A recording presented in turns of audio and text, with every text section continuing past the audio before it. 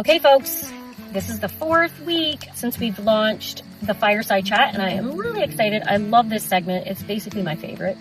Not that I like talking into the camera. This is actually really uncomfortable for me, but yeah, okay, I'm wearing the same thing. You know I'm filming this all at once, so just bear with me. No, I just like wearing the same clothes all the time, right? Yeah, but here we go. All right, I'm being efficient. Okay, so this is the 4th segment of Let's Get Real. Settle in, grab a blanket. You might be getting a bit cold.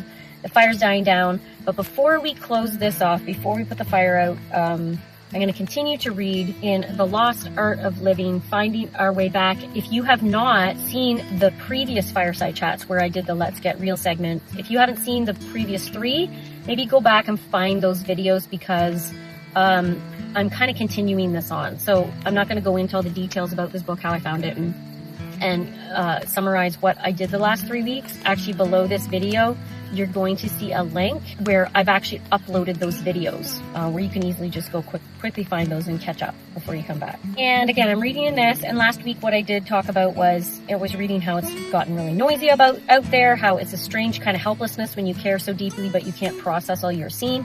But ultimately, that the people in the past were not expected to shoulder the whole world on their back. They weren't expected to shoulder it all. We weren't meant to be bombarded with everything. We had you tended to your land, you had your community, you had your local watering holes, your pubs, and everybody spent time together, and you had ways of discussing, religion, politics, all that stuff, in person. And I was just saying last week, though, how I actually do appreciate the internet in a sense that it's blown up reality as we know it, because for a very long time, many, many decades now, they had access to, town criers, and then they had, the written word, then you had books, and then you had radio, and then TV and all that stuff in it. But whoever controlled those were the ones who wrote history, the ones who actually dictated the reality that you lived in. So I actually like the internet because it kind of blew a lot of that apart, where we have access to alternate options of information that our ancestors didn't have. So in a sense, it's actually enabled us to kind of wake up faster. So in a sense, I liked the slowness. I'm going back to we were never meant to be constantly bombarded. And it's becoming apparent in the health of our bodies and minds. The answer isn't found in figuring it all out or shouldering every weight. It's found in fighting within the territories that you've been given. Existing, coexisting, co-creating in the territories that have been given to you by your creator. It's stewarding the unique call on your life. I think some of the most powerful things we can do right now aren't trending or measured, and they may even be considered rebellious in a world we live in today.